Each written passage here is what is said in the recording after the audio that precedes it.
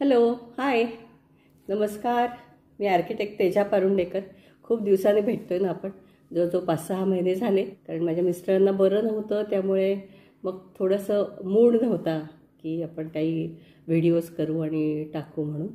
पण खूप जणांनी मला विचारलं की सध्या तुझे व्हिडिओज येत नाही आहेत. म्हटलं अगं, त्यांना ज्या गोष्टी आवडतात त्या मी करतच नाही आहे. आणि मग आता जरा काही दिवस झाले त्यांची तब्येत चांगली आहे, मग त्यांना आवडतात त्या गोष्टी आता मी करायला लागलेले आहे आणि व्हिडिओज पण काढते आहे. काय काय करते आहे ते तुम्ही बघालच.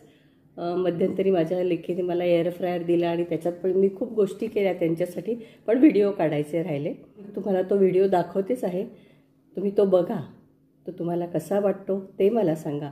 आणि आवडला तर नक्की लाईक, शेअर आणि कॉमेंट कराल याची मला खात्री आहे. कॉमेंट करा हे महत्त्वाचं आहे, कारण ना तुम्हाला काय आवडतं किंवा तुम्हाला काय हवं आहे आणि मी करते आहे ते बरोबर आहे की नाही हे मला कळण्यासाठी मला तुम्ही नक्की कॉमेंट करा. कारण मी पण तुमच्यासारखीच हळूहळू शिकत इथपर्यंत आलेले आहे. चला तर आता किचनमध्ये जाऊया. हात स्वच्छ धुते आणि आज आपण करणार आहोत बटाट्याचा एक छान पदार्थ की जो एअर फ्रायरमध्ये तुम्ही पटकन करू शकाल. आणि मला माहिती आहे मुलांना पण हा खूप आवडतो आणि मुख्य म्हणजे आमच्या ह्यांना आवडतो, म्हणजे तुम्हाला सगळ्यांना नक्की आवडेल. चला तर की नाही, आत्ता आपण बनवणार आहोत पोटॅटो वेजेस. फ्रेंच फ्राईजचीच थोडीशी वेगळी व्हर्जन आहे, पण एकदम टेस्टी आणि छान लागते. आणि मुख्य म्हणजे तेल एकदम कमी वापरलं आहे. त्याच्यासाठी ना पहिल्यांदा आपण हे असे बटाटे घेतलेले आहेत आणि हे आता मी स्वच्छ धुणार आहे आणि त्याचे उभे उभे काप करणार आहे. त्याची सालं काढायची काही गरज नाही, पण धुवायला मात्र स्वच्छ पाहिजेत हे लक्षात ठेवा. हां, तर आता हे पाहे मी असे धुवून स्वच्छ त्याची अशी सालं पण स्वच्छ धुतलेली आणि सालासकट असे बटाटे मी उभे उभे चिरून घेतलेत.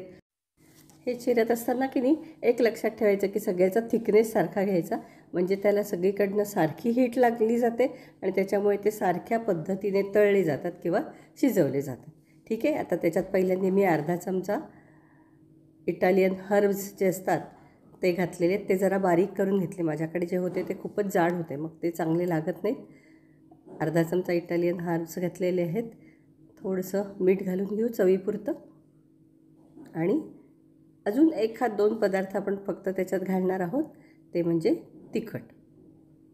तिखटाच्या ऐवजी आपण चिली फ्लेक्स जे असतात ते घालूयात, म्हणजे त्याच्यातलं जो तिखटपणा असतो ना तो मस्त खाताना एकदम छान लागतो आणि दिसायला पण आपले वेजेस खूप छान दिसतात. आणि आता आपण त्याच्यात घालूयात थोडीशी मिरपूड.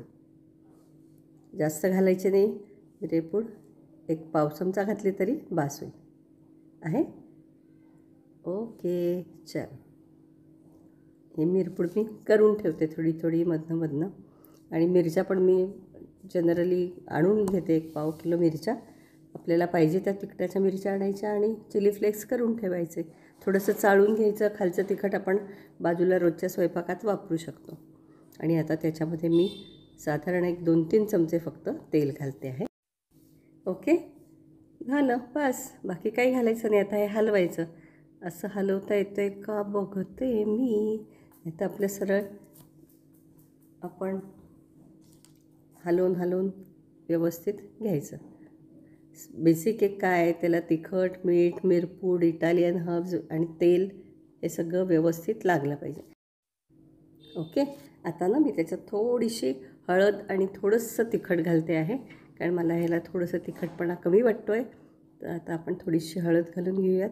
चवीला फक्त तिखट जास्ती असलं तर छान लागतं आणि हळद रंग देते म्हणून थोडंसं पाव किलो नाही बरं का, हळद आणि थोडंसं तिखट घातलं आहे. परत एकदा छान आपण ते हलवून घेऊयात. झालं. आता आपण हे एअर फ्रायमध्ये ठेवायचं आहे. हे तुम्ही असंच्या असं बेक केलं तरी हरकत नाही. एअर फ्रायमध्ये पण तीच प्रोसेस होते. आता माझ्याकडे जो एअर फ्राय आहे त्याच्यामध्ये मी हे ना एक स्टीलचं भांडं तयार करून ठेवलं आहे की ते मला घासायला सोपं पडतं. माहिती नाही मला लोक काय वापरतात, पण मला हे शॉर्टकट. आणि मी आता एअर फ्राय सुरू करते. एक 10 मिनिट मी बघते हे कसं होतं आहे ते. एक 5-7 मिनटांनी उघडून बघायचं आणि छान कुरकुरीत झाले की काढून घ्यायचं आहे की नाही. सोपी एकदम रेसिपी. एअर फ्रायर नसेल तर तुम्ही बेक करू शकता. हे पहा, हे अशा पद्धतीने मी काढलेले आहेत आणि मस्त झालेले आहेत. खूप टेस्ट पण छान झाली आहे, कुरकुरीत झालेले आहेत. तर अशा पद्धतीने आपण पोटॅटो फ्राईज एअर फ्रायरमध्ये कसे करायचे हे बघितलेले आहे. तर तुम्ही हे नक्की करून बघा. मला खात्री आहे तुमच्या घरच्यांना सगळ्यांना हे आवडतील आणि मला तुम्ही कॉमेंट करा. तुमच्या कॉमेंटची मी वाट बघते आहे. अन्नपूर्णा आणि अन्नदाता सुखी भव.